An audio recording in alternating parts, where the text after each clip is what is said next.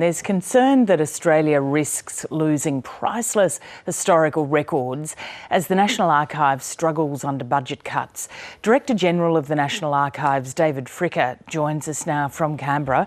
Good morning, David. Thanks for coming on News Breakfast. Good morning. It's good to be with you. Yeah, look, we saw this story this morning and it did take our attention because I'm not sure that most Australians would appreciate just how much is in the National Archives and the work that goes into trying to keep it.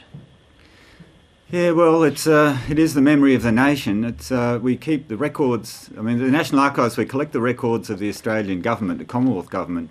But of course, government business is people's business. It's the business that every individual has with their democratically elected government. So within the collection of the archives, we have a very comprehensive memory of the lives of individual Australians as well as our national memory. David, it won't surprise you, I guess, to learn I found a handwritten letter from my grandmother in the National Archives when she was speaking or dealing with something during World War II. And because the communication was with the government, her letter and the spidery writing and the details of her need for help at that time was all there in the National Archives. I honestly think Australians would be stunned to know what was there.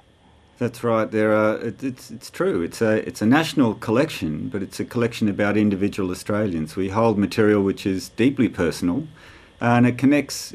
Just like your experience, Lisa, it connects us all with our own personal identity, or the identity of our community, and who we are as a nation. So, what's happening to it, and why is it so hard to look after it at the moment?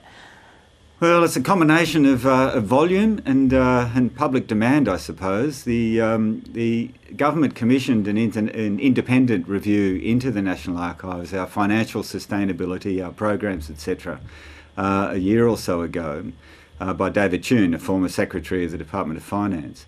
And he found that what we were dealing with was an ever-increasing volume of records coming into the archives in analogue formats and digital formats, and also a steeply rising public demand as all Australians want to enjoy their entitlement to access and reach into those records that we hold.